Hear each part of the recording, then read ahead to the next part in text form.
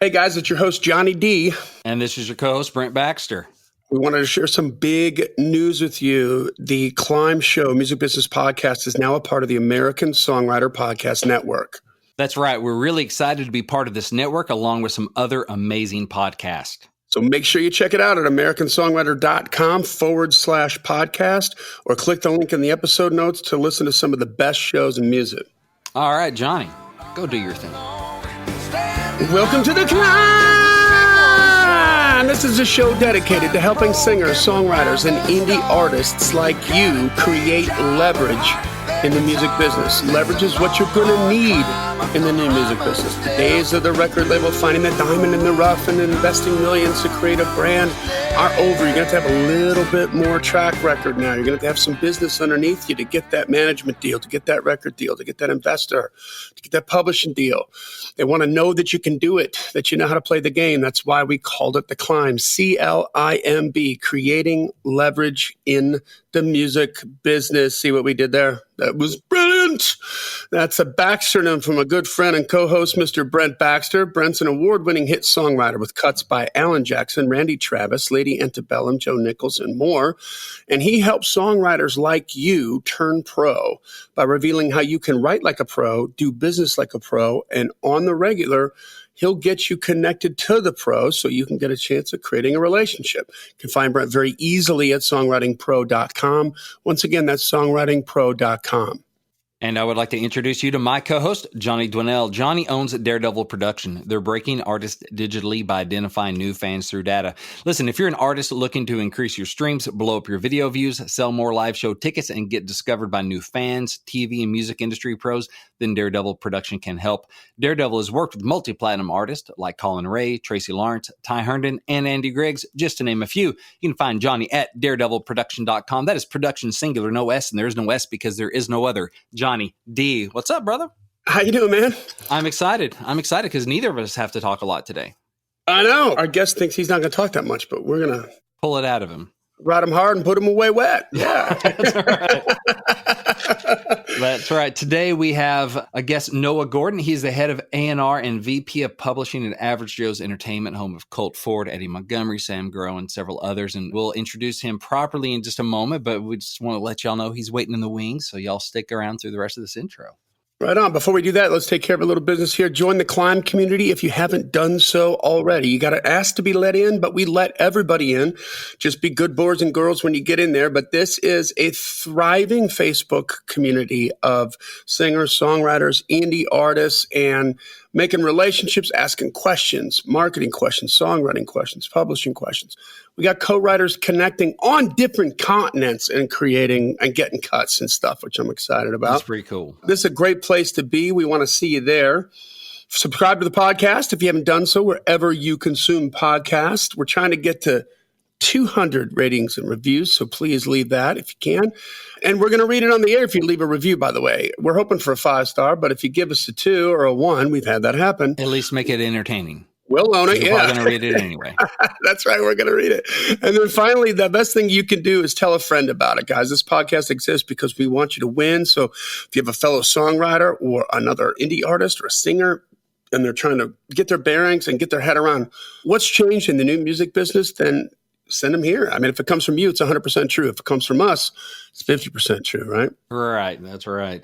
Hey, I just want to spotlight one of the new heights in the C.L.I.M B community Facebook group. This is from just a little bit back. Keith Gill Jr., he said, just got recognized by NSAI Professional as a one to watch. So it may not be a big deal to some, but it's huge to me. So I think it's a big deal, Keith, because that's part of that climb, that creating leverage in the music business, starting to make fans, starting to get people to notice you. So congrats on that and putting your song out there. Yeah. Come on. That's right. I love it. Well, let's dig in with Mr. Noah Gordon here. Tell us a little bit about him, Brent, before we bring him on. All right. Today's guest is a country singer, songwriter, producer, music publisher, and label executive. A musician since childhood, he was signed to an artist deal on Capitol Records by the legendary Jimmy Bowen, where he released several singles. And by the way, I saw him perform on a flatbed trailer in a Walmart parking lot in Batesville, Arkansas in the 90s. It was glorious, nice. As was his mullet. He has written and or produced for several artists, including Charlie Daniels, Randy Travis, Montgomery Gentry, Colt Ford, Clay Walker, Craig Morgan, multiple #1 singles on Canadian country artist Jason Blake, Lane, and more. Currently, our guest is head of A&R and VP of publishing at Average Joe's Entertainment, which is home of Colt Ford, Eddie Montgomery, Sam Grow, and several other artists. Noah Gordon, welcome to the Climb. Welcome, Noah. Hey, guys. Thank you. Thanks so much, and thanks for having me on. Mm-hmm. Noah, there's several things we'd love to cover with you today. Well, let's cover the mullet first. The mullet first, yes. The mullet, no, I'm just joking. But thank you for bringing that up. I really appreciate that. Well, it's one of my favorite memories of you. It's one of those where, I was into country music and writing and wanting to make it in there one day. And then GAC or CMT was doing a tour of Walmart parking lots or something. Yeah, in conjunction with a few different channels, and I know Walmart was big on it. I was happy to be a part of it, and all the fans that came out to the shows were a pretty amazing group. So it now almost seems like a DVD or a movie I watched on Netflix. It's been so long ago. But I do remember it being incredibly hot in the middle of the summer. Yeah, it was cool because it got artists out to towns that normally didn't get, other than the county fair and every year in August, we didn't really get much in the way of singers coming through town. So it was pretty cool to roll up at the Supercenter parking lot. And then years later, I'm like, oh, I know that guy. We might have to go back to it if the coronavirus thing keeps on, man. It's a heck of a venue. That's true. Yeah, I know some Walmarts are starting to do drive-in theaters. I heard of a couple of them starting to do that, like big blow-up screens or whatever, and go park in the parking lot and watch a drive-in. They're just trying to get people around. So, yeah, maybe Absolutely. It was just ahead of its time. I want to go check that out. Ahead of its time. It was definitely a lot of fun. With country music, maybe unlike a lot of other genres, I think we're the only genre that has what used to be called fanfare. I guess it's CMA Fest these days. Mm-hmm. But just if you're a big fan, man, you can go once a year.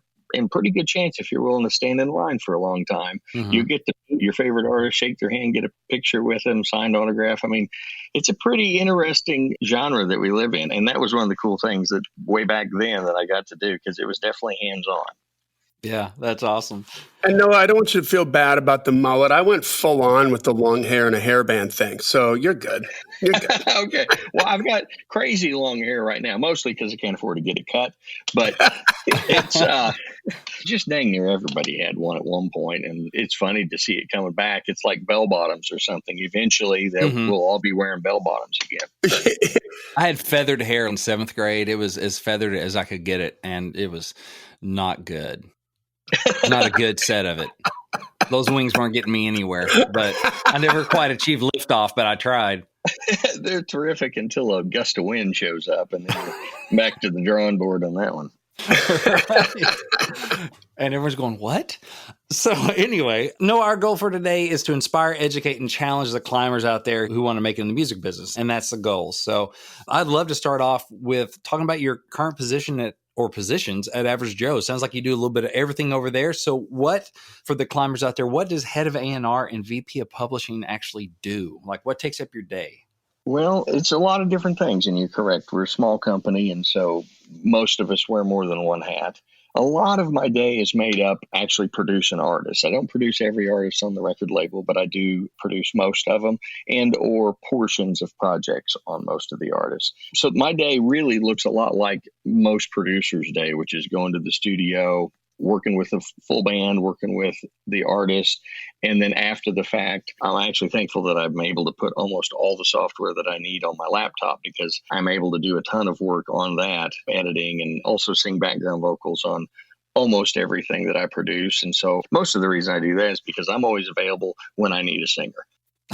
Right. You're there anyway. Right. Which is handy, and just a lot of reasons. I do a lot of stuff myself and engineer, not every single thing, but it's handy. It's also cost effective. It doesn't cost the artist more money. It doesn't cost the label more money.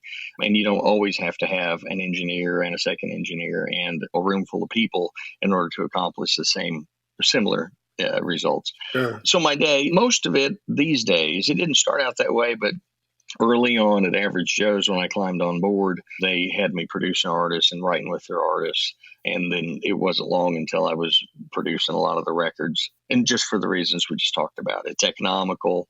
And I love that part. My favorite thing really about being an artist back in the day, sure, doing those shows at the Walmarts with the mullet was a shining moment. But the biggest part of it that I really enjoyed was the making of the music, the writing of the songs, And a producer's job also kind of comes into play when you're talking about arrangements. So editing, sometimes those demos, even if the song's completely finished, sometimes the right arrangement can make or break it. And so getting involved in that, and then all the other things. And I just fell in love with the recording studio and tried to learn as much as I can. I tell most people in my artist days, honest to goodness, was really just a paid education in how to make records. I got to work with some terrific producers, Steve Gibson and Chuck Howard and several other people along the way, publishing deals and whatnot. But it's hard to get good at something without doing a lot of it. Yeah. You know, if we framed houses for a living, my first few houses, no doubt, would leak and lean. But over time, you get to where you can build a really solid foundation and a good house with a good roof on it. And then it's more about, okay, what are we going to build today? It isn't a matter of can you build it? It's how are we going to build it? The story of Average Joe's, I had started a studio roughly a decade ago called Big Studios with my buddy T.W. Cargile. And the first album that got cut in our studio was the Jamie Johnson album that had In Color on it and all that great stuff that just Jamie'd been around, but that was when he really blew up big. And so, I had a studio and it was so busy I couldn't get into my own studio. I ended up working at other people's studios more than my own. But that's how I met all the people at Average Joe's. Jamie Johnson was one of the first artists to work with Colt Ford. And he told Colt when they were working on his first record, if you're doing a country record, man, you guys need to come to the studio. This is where you need to work. And so they literally showed up on my doorstep. And at that point, Average Joe's Records was Colt Ford and Shannon Houchins, who's the CEO, and his cell phone. And my lobby, when his cell phone died, he'd walk around my parking lot talking on the phone. And then when his battery was about dead, he'd come into my reception area and plug it in and sit in the chair. So that's how long I've known the guys. Yeah. And it's a great way to meet people. It's incredibly organic. So way before we were actually in business together, we knew each other pretty well and had already dug on the music that we made separately. That's awesome. With the A&R stuff, the production stuff, and having been an artist, I'm not a performing songwriter, so I'm not out there playing shows. I'm definitely not an artist. But one thing I have to think about is these songs, if I do my job right, will get performed in front of thousands and thousands of people. And artists that are smart are thinking, this needs to be something that goes over well live. You think your experience being an artist on the road, because I think of Average Joe's as very much based on live shows, like getting out there to the people. And do you think that helps that mentality of going, okay, this is meant to be played in front of people? How's this going to go over live? Like when people are writing songs or sending songs in to you, how does that factor in, you think? Honest to goodness, I think it's everything. I feel fortunate to have gotten to experience so many facets of the music business, the business side and the making of the music and the live component, because you're correct. It's a big part of our business model at Average Joe's. That and really social media, new media, all the things that are internet related that really didn't exist, certainly not to the point they are now back when the company started. At that point, it was still traditional record stores and radio. And because of the nature of a lot of the music, not all the music, but a lot of it was sort of a hybrid music of rap music and country music, just wasn't accepted in the traditional formats, traditional radio and traditional TV video shows and stuff. Just didn't embrace it the way we had hoped they would initially. And that forced us to find other ways to do it. Obviously, live has always been a giant opportunity for any artist or record label to sell product and get out and expose it. But the internet is the ultimate way to do that. I mean, you can be instantly worldwide. But we were fortunate enough to build, Average Joe's got built in a time, I would say it was kind of previous to most of the major labels really pivoting and really hitting the internet and the social media side real hard. Up until that point, it seems like, everything was, like I said, the traditional ways of getting music out.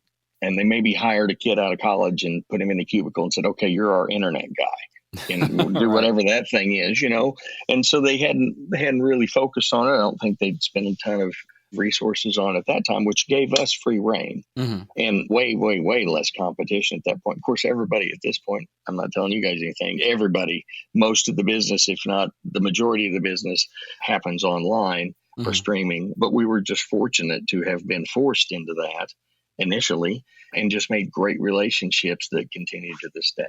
Yeah, I remember back, it was like 2005 2005 probably, or 2006, where I got a cut on a new artist on RCA, got a song recorded. So I was excited about it. So I'm like, oh, let's look this guy up and see. Didn't have a website. There wasn't as much social media. It was 2005, but Right. I couldn't find the guy. I was like, oh, that's not promising. And sure enough, that record never came out. So I was like, oh boy, how are they not doing this? It's a funny thing because I think Taylor Swift might be a good example of certainly an amazing amount of success and an amazing amount of success at radio and all the traditional outlets. But I would say, and I don't have the numbers in front of me, but an enormous amount of her success, her music consumption was due to the internet, was due to interacting with fans in that arena. As much or more so, even her early success, you know, if you segregated or took the internet away from her success, I think it would have been far less. And, you know, all those artists like herself really blazed a trail in that regard. But I think it's interesting, man. I'm all for it. The main reason I'm also all for the internet is this. It gives you the opportunity to get a ton of music out there, and it gives you an opportunity to connect with literally every fan nationwide. Now, that's not an easy task, but everybody has the ability to do that. Then you got to go to work and figure out how to do it. Yeah, one thing Johnny says a lot is distribution is not marketing. Just because it's available doesn't mean anybody's going to know about it. No. Because everything's available. Nowadays, you're essentially not forced to listen to things. There were essentially 3 TV channels, maybe one on the UHF dial if you got lucky. And, you know, a handful of radio stations. There were probably 7 or 8 stations that really came in great. A couple of them were rock, a couple of them were country, and a couple of talk radio. I don't know. I never listened to those as a kid. But I know they were talking every time I went to that station. So that's why I kept going. But probably getting like the corn reports. Yeah, and the hog reports. The hog reports. I remember some of that. Yeah. Stuff like that. Well, because you're from like Southern Illinois. Is that right? Absolutely, man. We get the hog wrestling. So you probably got reports. all that commodity stuff. And Yeah. Well, my favorite part of all of those years was getting to go to the fair, and you'd always have like a crash up derby right before the entertainment. So everybody's ears were completely blown out, right? Yeah. Or the tractor pull first or something. So you couldn't hear anything. And then, okay, now here's your favorite music act. Go play. You know? Yeah, everybody's like half deaf. Makes me sound better. I got a couple questions for you, Noah. Lay it on me. Because you've been speaking Johnny's language. I'll just warn you right now. Oh, my goodness sakes. Yeah. My nipples are hard. Is that wrong? Like, I'm sorry. I didn't even know that. But, but now that we're on the subject, no, on the note, you were mentioning Taylor Swift. And I think that Taylor Swift was maybe one of the first artists who, at the time that she broke, was right when that social media thing was happening. You know, to validate your point, she was really, really big on MySpace before she got her deal. That was a big part of how that whole thing was able to get worked out. But then she was an artist that enjoyed the blessings of being able to amass an audience for her on broadcast platforms like radio, TV, and touring. And then at the same time, she was young enough to really understand the digital platform. And you're right, she's worked both of them extremely well. She knows exactly what she's doing. And I'm curious as to what your biggest challenge is, or what maybe you frame it in the way of, is it a challenge for the label? Do you see it's more of a challenge for the artist? But there's a difference between working social media with an artist that already has an audience from a broadcast platform and then trying to break an artist on digital. That pivot right there, because they're 2 different platforms, they're 2 different animals, 2 different saddles, they eat 2 different things. You got to know the difference to make them work. What's been your biggest challenge with that, either with your artist's biggest challenge or the label's biggest challenge, navigating that 180-degree turn? Good question. And, you know, I'm probably not the best, certainly not the best person at Average Joe's to answer that question, because I spend most of my time making the music, not necessarily marketing it and promoting it and growing those careers. But I can tell you that the hardest thing really is just multiplying the success. So you got to start somewhere, especially if you've got an artist that doesn't really have any kind of traditional exposure. And I would say that kind of that's where we started from. We have had some songs, obviously, with Montgomery Gentry. We had some radio successes and some more traditional successes. But by and large, most of the successes that we've been able to have certainly not started at the traditional outlets. I think the hardest thing that I have seen for us as a company is that when we started out, We were so lucky that there was like this 4-lane interstate of the internet, and we were one of the few people that were on it. Mm-hmm. All the fans are on it. All the people were beginning to get on it. But as far as the major record labels, they might have had a toe in that water and some in that water. But I also think that a lot of it was kind of relegated to the artists. Like you just said, Taylor Swift and MySpace. I think that's sort of a thing that the artists do in order to help promote and help expand their own brand, their own business, which helps us as a record label, right? Mm-hmm. But I don't see that initially necessarily that the record labels are going big guns into that space. And there's still big guns into the traditional space, into traditional radio and traditional outlets. And I don't know if they didn't do that because they didn't see the fruits of it yet, or they didn't have the money appropriated yet. I find a lot of things happen because the person that has a hold of the purse strings has something to gain by not doing something most of the time. Yeah, fair enough. I wanted to commend you too, because you do have quite a few artists that have an amazing amount of success that aren't on the radio largely. And I think it's very interesting how you guys have found your way. And I think another big part of that pivot issue, and you're absolutely right, the guy with the purse strings has something to gain doing it the other way. There's that factored in. But also, I think that it's so foreign. It's a foreign platform. And when you're really good at the broadcast platform and understanding how that machine works, it's harder. And you're loaded up with a bunch of artists already who have an audience. Absolutely. That came from broadcast platform. You're not necessarily being forced to pivot into that. I wonder what you think about this, but as an indicator, and I could be off here, but one of the things that had me scratching my head was that in 2017, the top 10 grossing tours that year, 2 of the artists were over the age of 75 that have been on the radio for 50 years plus. That was the Stones and Paul McCartney. 5 of the artists were over the age of 55 and had 30-year brand names. They've been on the radio for 30 years. That was Guns N' Roses, Garth, U2 on the 30-year anniversary of the Joshua Tree. I forgot the other 2, but one of the artists, he had a 19-year or 17-year brand name. But anyway, my point being that 30 years ago, 1987 top 10 grossing tours, the old guy was David Bowie with a 20-year-old brand name. And 3 of the artists that were in their 30s, which had 11-year-old brand names, were Alabama, Boston, and Huey Lewis and the News. And everybody else had a brand name that was less than 5 or 6 years old. That was U2 with the Joshua Tree, their 4th release. That was Whitney Houston's 1st release. Madonna, Who's That Girl, Def Leppard, Bon Jovi. And Michael Jackson's Bad was in there as well. And you could argue he had a longer run, but I mean, even the labels separated him. I'm just curious about, is that show the challenge we're having with radio right now? I would say this in general. The hardest thing to do in the world is to make somebody famous.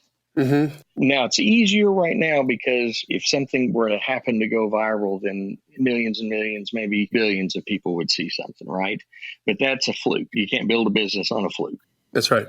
So the hardest thing, I think the people that win the biggest are the artists that already had some level of success, if not a significant amount of success, before the internet came along, and they were able to use the internet as just a magnifying glass and maybe a microscope also. So you get both ends of it, the bookends. You get out to everybody, and you also get to dig deep with your super fans, which is 2 things that never would have happened without the internet. Right. That's a huge question, really, and I'm not even sure what to answer first. But I will say this. When I moved to Nashville and just taking country music, there were essentially 25 record labels that had full staffs, full promotion teams, full A&R teams, and at any given minute, 7 to 10 new artists that they were going to cut a record on, maybe do a video on, and it was coming out every year. So you got 25 labels times, let's just say 5 artists. So you got 125 new artists in country a year that the fans are going to get a chance to see or hear. Now, not all of those artists are going to have huge hits. Not all those artists are going to have careers. 10% might have any kind of longevity. But an enormous amount of new music was going to get exposed on a big level. Like millions of people are going to get to check it out.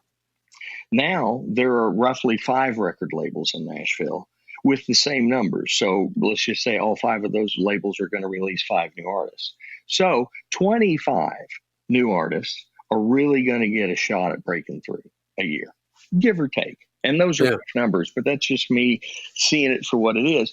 And so instead of the fan out there getting exposed to, say, 125 new artists with an honest to goodness shot at having a career, they now get exposed to 25.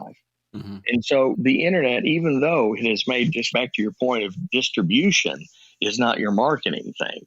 It's all available, but nobody knows it's there until you tell them. Right. Yeah. 25 artists get a chance to be known. Essentially, the fan is getting exposed to way, way less music. Mm-hmm. They have access to everything. And I say that most of the time when they have access to everything, they're not necessarily looking to go find something new. Maybe the young kids are, but I think a little bit older generation, certainly more country fans, man, they're interested in, well, I wonder what happened. What's that? My favorite Kenny Rogers song or a Ray Charles song. They're spending their extra time looking for music that's stuff they already loved. Yeah. Mm-hmm. Now, they are getting exposed to new stuff, but I think the problem is, how do you get a new artist exposed? Because there's so much stuff out there. There's one side of the coin. So why are those artists, the big ones, are having huge successes? Is because, once again, the hardest thing to do is make somebody famous. They're already famous, so they've got a huge leg up on everybody else. Mm-hmm. Sure. There are genres within genres. And right now, there are songs that are essentially number one in any number of categories, and the three of us have never even heard of it. Right. Sure. Yeah. And there's millions of fans out there. And it's an enormous business. People that are completely committed to this music and to these artists, and it's part of their life. And it's bizarre because when we grew up, if something was a hit, we all knew about it. Out of your math class or your homeroom class, if there was a song that was a hit on the radio, you'd be hard pressed to find somebody that hadn't heard it. Right. Yeah. Yeah. That was the power of broadcast, like you said, the captive audience. We've talked about this before in the podcast, but as you said, the segmentation, because there's so many choices now. Do you remember the big final episode of Seinfeld was this big overblown Super Bowl-esque type of media extravaganza? Right. And because they had the largest audience in the decade of the 90s for that show, and everybody was really excited about it. But comparatively speaking, that audience for the last episode of Seinfeld didn't even come close to a third-rate, bottom-of-the-barrel sitcom about to be canceled in 1978 when there was only 3 channels. Yeah. I mean, it's a mind blow to think about that, you know? Right now, you can be on the Tonight Show, one of these giant, what we would consider like this is the Taj Mahal of getting exposed, but the viewership is tiny in comparison to what it was when Johnny Carson or Jay Leno was running the show, you know, completely different.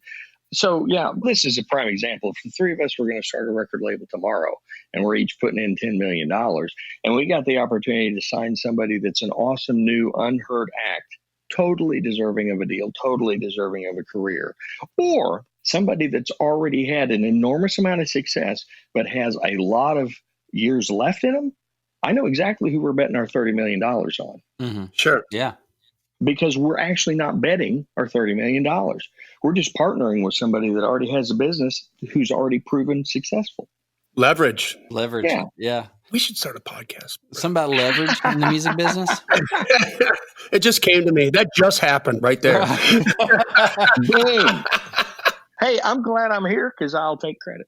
There you go. A word for a third. Yeah. There we go. I love it.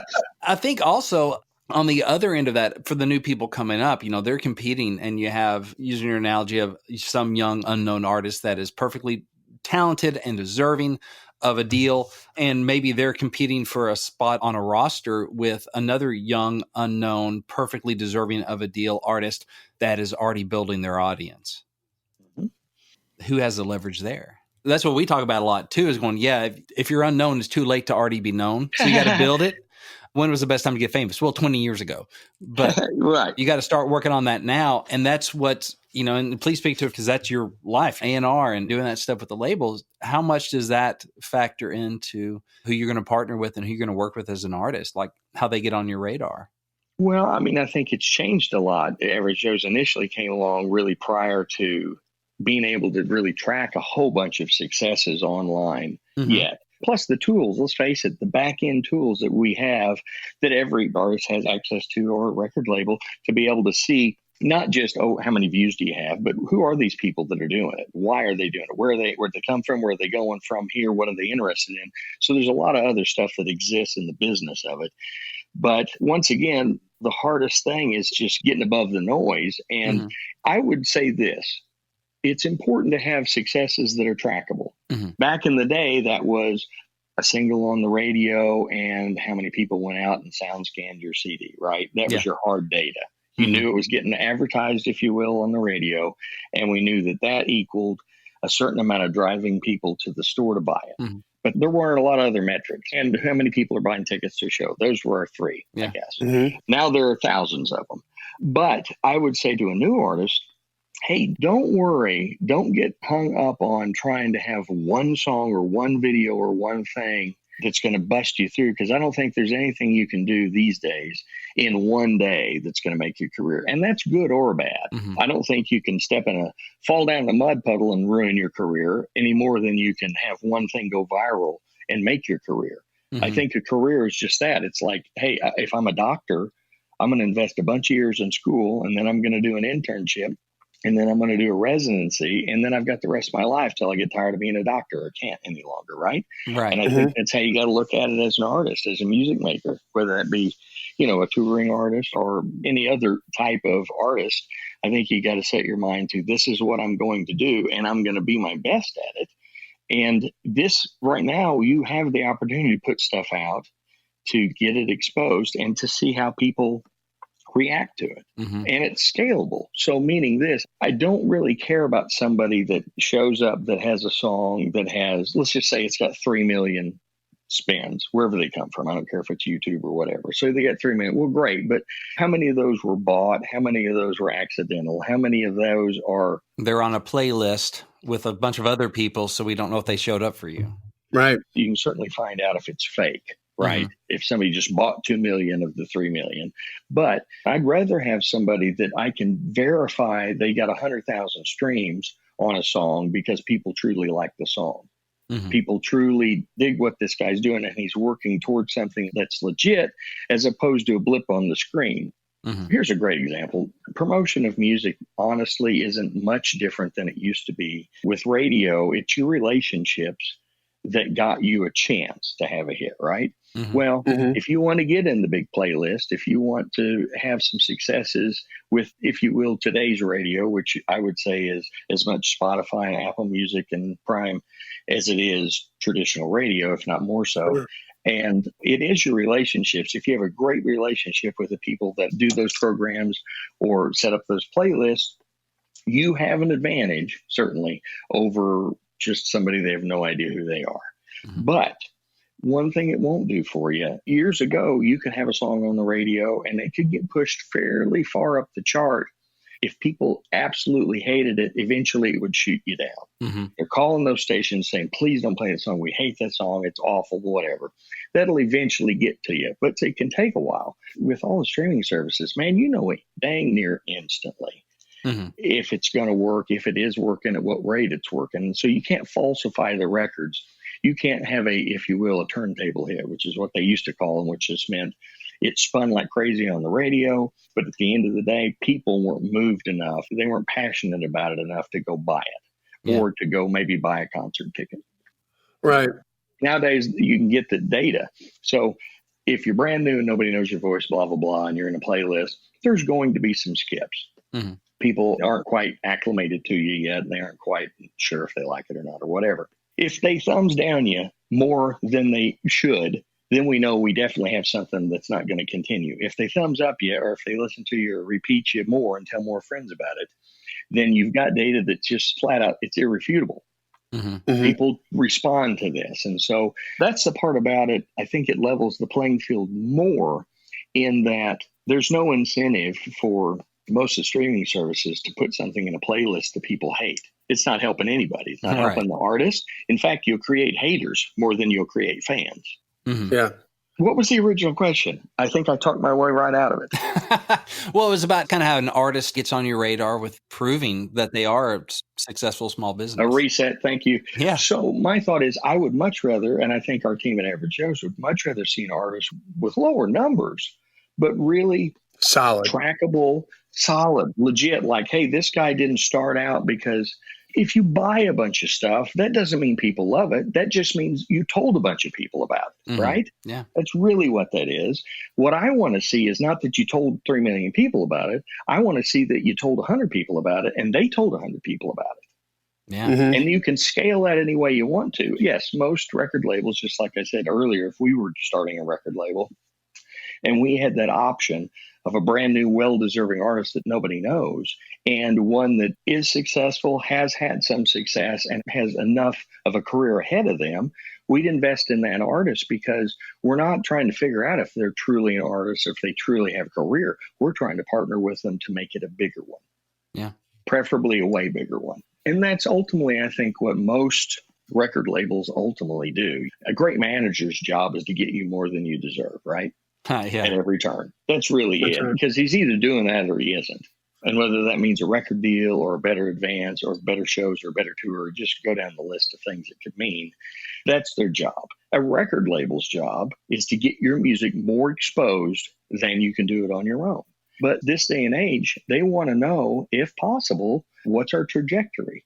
And that's why we would like to have an artist. He doesn't have to have giant numbers, but we need to have an artist where we can see, like, hey, this is a small business, but it's a successful small business. So that means there's a good chance we can make it a successful medium size or large business, maybe huge business. Who knows? Yeah. I mean, nobody has the crystal ball, right? Or we'd all just be writing achy breaky hearts all day long, Exactly. or whatever. That's all we'd ever do. Why do anything different? It's a lot easier to build a big fire out of a small fire than it is to build a big fire out of no fire. When you start out with just a little tiny kindling, if a rain comes along or the wind blows funny, you can put your fire out. Yeah. If you got a big enough fire going, it can rain and you're good. The sucker's still burning. The water can't get down to the coals, so it can't put it out. Yeah. I do feel sorry. Sorry is really not probably the right word, but I feel for the new artists, new songwriters, new everybody that are new to the business for two reasons. One being how tough it is. Just that everybody and their uncle now can make a record, whether it's great or not great. Everybody can make a record now. And then two, COVID has really changed this. But for Nashville, there was a real apprenticeship approach to music. If you were a new writer, they brought you into the publishing company and you got to hang with the guys that had success. You'd get to write with the guys that had success. They would help you. They'd hold your hand through the process. You would learn in 1 or 2 years what would probably take you a decade to learn on your own by hit and miss, by chance. Yeah. And now I would say the same thing. Of course, it's changed now, but I would say as artists growing their careers, that sort of happens now with the social media companies, the people that kind of help you get above all the noise, because nobody just innately knows exactly what to do. And you need people to have experience to make you better than you are, to give you more than you deserve. That's true. I have a question that's a little bit of a pivot, but of course I come at everything mostly from a songwriter point of view, because that's what I do. In your A&R role and your producer role, I know you listen to outside songs, because thank you for listening to some of mine, but absolutely. What landmines should writers avoid when submitting songs for a project? What makes for a good pitch and what makes for some common mistakes that may come across your desk or your email inbox when you're looking for songs for a Eddie Montgomery or a Colt Ford or whatever project you're working on? Two major ones is this. A, don't send me a bunch of songs. If you can't figure out which of the 12 songs you should send, don't make me do your job for you. Yes. So there's the first one. I've been guilty of that one in the past, but thankfully not so much in the past decade. I think I got 6,000 MP3s sitting in my inbox right now that I have not listened to. And that's just me with a little record label, and I'm nobody. So I can't imagine what it's like if you're Scott Borchetta or somebody that's literally at the top peak of the music business. It's got to be ridiculous. So if you get somebody to listen to 1, maybe 2 songs, that's a lot in a day. It just is. So don't do that.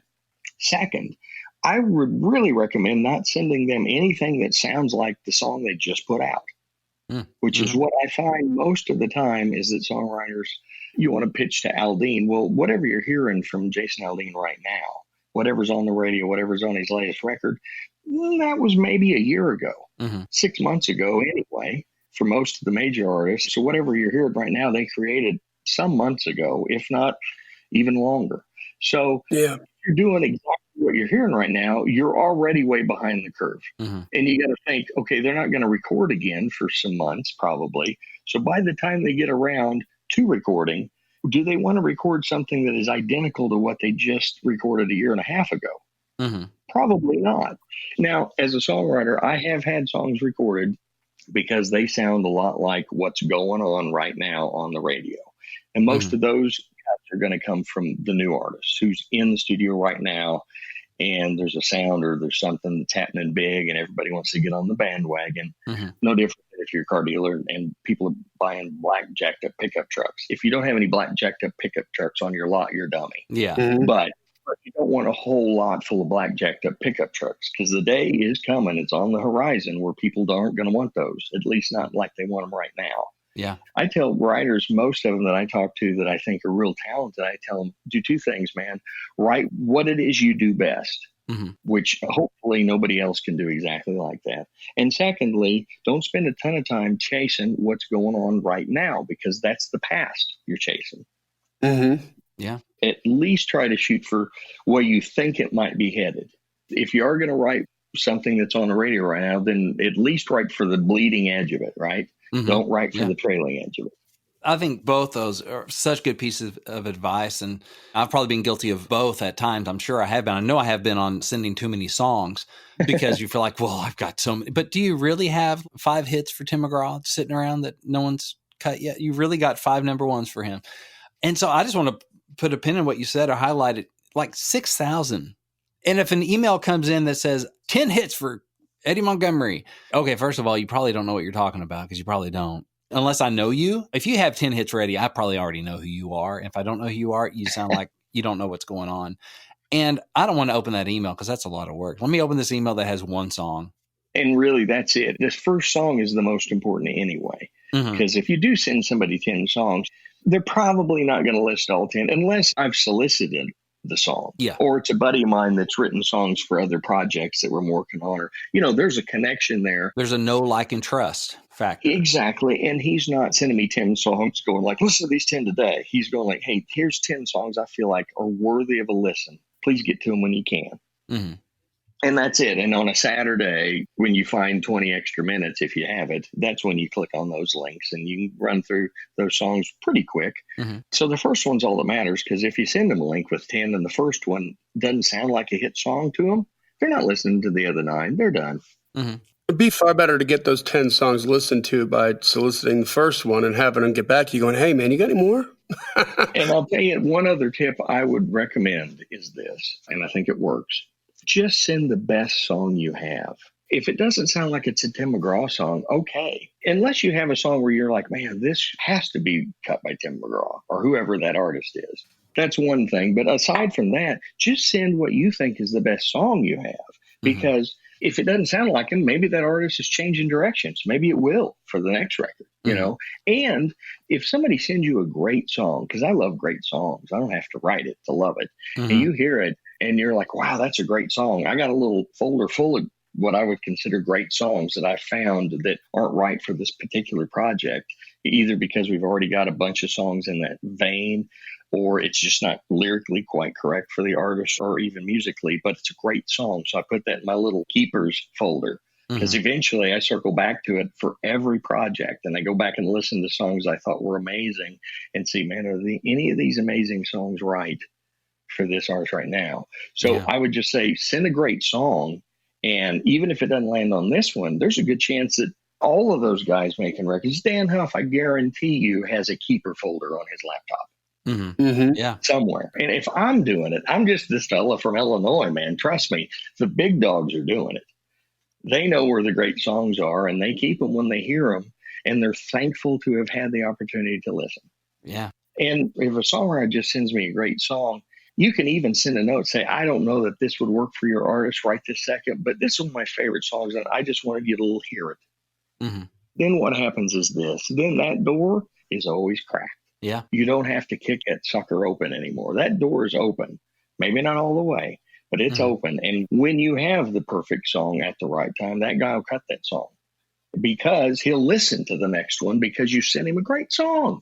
Yeah. You can't have a bad pitch if it's a great song. It just may not be right for the artist. And you've kind of alluded to that too. It's not just about, is a song great? It's also, is the song right for this particular artist at this particular time for this particular project? And that can be tricky. Man, that's the biggest crapshoot, really. Mm-hmm. All things being equal, let's just say every song that gets pitched is a song, which they're all not, certainly. But let's just say they are. A pluses. Every song you hear, and you listen to 2,000 of them, well, great. There's only 10 going on the record. Mm-hmm. So it doesn't matter. It isn't like we only found 10 great songs out of 2,000. Let's say they're all great songs that you listen to for these.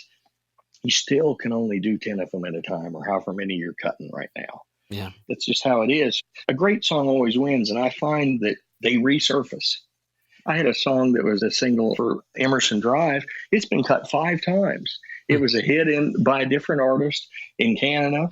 We won like Song of the Year or something. I can't remember. Yeah, One like of those Songwriter of the Year. I don't know what it was, but we won something at the CCMA Awards with it. So I guess what I'm saying is, like, a great song sometimes, and I'm not trying to brag about my great song. I mean, I just luckily wrote a song that somebody liked. But that's a great song, Noah. Well, the most important thing is that if it moves one person, it'll probably move a bunch of them. Mm-hmm. Yeah. I mean, it ended up getting cut by Ty Herndon and John Barry, and it's been cut a ton of times. And which reminds me also, way back in the early days of the record business, if there was a bona fide hit song out, all the major artists would all do the same song. Mm-hmm. You'd buy your Kenny Rogers version of it, or, pick the artist. Mel Torme would do a version of it. Mm-hmm. Elvis had cut a version. It was way common back then. Yeah, I remember in the 90s, I think it was in the 90s, where it was really odd that Trisha Yearwood and LeAnn Rimes both put out How Do I Live, like right about the same time. I think one was for a movie and then was just a single. And that had become so uncommon at the time that we were all like, whoa, competing singles on the same song. I heard, and I could be wrong because you hear a lot of rumors, but I heard that the LeAnn Rimes version was the one essentially commissioned for the movie. When they got it done, they weren't too crazy about it. And the people that were doing the movie actually got Trisha Yearwood to do a version.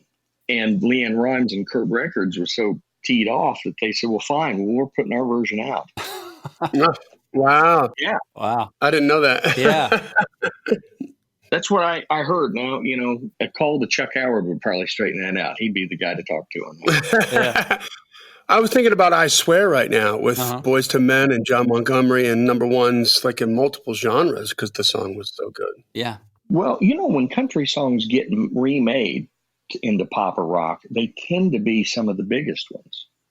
Mm-hmm. And I think a lot of that, certainly in the 90s that happened, but I think a lot of that has to do with the fact that the lyric on those is so strong. Mm-hmm. And I'm not saying the pop music isn't, but I think pop and rock music are sometimes driven more from a melody and an overall sound as much as the lyric. The lyric is sometimes maybe secondary in the process. It's often secondary, I would go so far as to say. And especially in rock and roll. I mean, and it's a band. They come up with all the stuff. They'll even sometimes cut the music and then send the music, and the lead singer will take the music and go write some lyrics to it. Mm-hmm. And by the way, that works. Charlie Daniels did that almost exclusively. And I've been a fly on the wall at several of his sessions where he'll bring his whole band in. Sometimes he'll have a hook. Sometimes he'll have just an idea. Sometimes it'll just be a musical idea. The whole band will come up with the music, the track, if you will. They'll record it full tilt with solos and parts, and maybe not a complete finished track, but real close. Then he'll do rough mixes of them, take them up to the house, and write lyrics to all those songs that they've recorded. And that's how those Charlie Daniels records come to be. Wow. And you can't tell that from listening because it's all strong. It definitely worked for him. That's the way I did it when I was an artist, and you probably could tell that from listening. That's the difference between you and Charlie Daniels. It isn't like somebody just handed Charlie, here's music, now go write lyrics to it. I mean, he was part of the fabric of all of that from inception. Sure. Yeah. So that's, I think, what also doesn't make it feel like it's left-footed or a bad fit. It all feels dovetailed together because he was a big part of both processes. If you look like Devil Went Down to Georgia is a great example. All the band members are also co-writers on that because they all made the music. Yeah. Mm-hmm. And so everybody's name's on there because everybody created their part, which fed, and it isn't just the bass part because it feeds off of what the keyboard player does and vice versa, and what Charlie does and what he plays. So you have all that kind of woven together. And let's face it, I mean, even like A Devil Went Down to Georgia, yes, the lyric is super important, but there's a lot of it about, there's a lot of it that is so musical. You're jerked into that thing way before you know what the song is about. Oh, yeah. Yeah, musical hooks. I promise not to hum any more fiddle licks for the rest of the podcast. Oh, God bless Charlie. I know we're coming up on an hour now, and I warned you that we had more to ask you than we had time for, so we should probably start bringing it down the home stretch here. Honor your time. But, Johnny, do you have anything that you've been sitting on that you were wanting to ask Noah? I'm just curious if maybe there's a couple go-to tools in your toolbox that you'll use aside from radio and touring that you're trying to utilize to get exposure for your artists. The non-traditional exposure. What are your two go-to tools for that? Well, there's always, at any given time, whatever is social media at the moment is going to change, right? A buddy of mine, Bob Regan, had a good one. He said, love Bob. He said, change is coming. So you can either stand in the corner and wait for it to get there and beat the hell out of you, or you can meet it halfway across the floor and dance with it. So the youngsters that handle all of that kind of stuff from a promotional standpoint, I'd have to defer to them to let them answer because they know far more about it than I ever will. But my go-to thing, I think, is always trying to figure out what is the most honest. I think if you have something that's honest, I think it strikes a chord with people. And I think those things, whether it be a song, a soundbite, a little interview, any of those things, if there's a lot of heart in it, it affects people. And if it sounds like you're trying to make something out of nothing, it sounds like it. So I think that's the most important thing, is to do something that really rings true. And then it doesn't matter what format you're trying to get it out to your fans on. It'll work. There you go. Love it. I love it. Brent, you got anything else before we wrap it up? No, man, there's so much value in that, Noah. And I think both sides of our listenership, the artists and the writers, are going to get so much out of this one. So I just want to thank you for going with us on this ride. Very varied topics. So thank you for being brave and jumping right in. I think it's really good stuff. So thanks for your time on this. Yes, thanks. Absolutely, guys. Thanks so much for having me. And hopefully there's something worth listening to that came out of my mouth. And if not, please edit it out. We'll do both for you, Noah. That takes us to the end of another Killer C.L.I.M.B episode, guys. Remember to subscribe to the podcast, join the C.L.I.M.B community, leave a rating and review, and tell a friend about it. That's the best way to, just the way we talked about blowing up artists here. If you tell a friend about it, they're going to understand. We can help them out too. This podcast exists because we want you to win, so keep on climbing. And we'll see you at the top.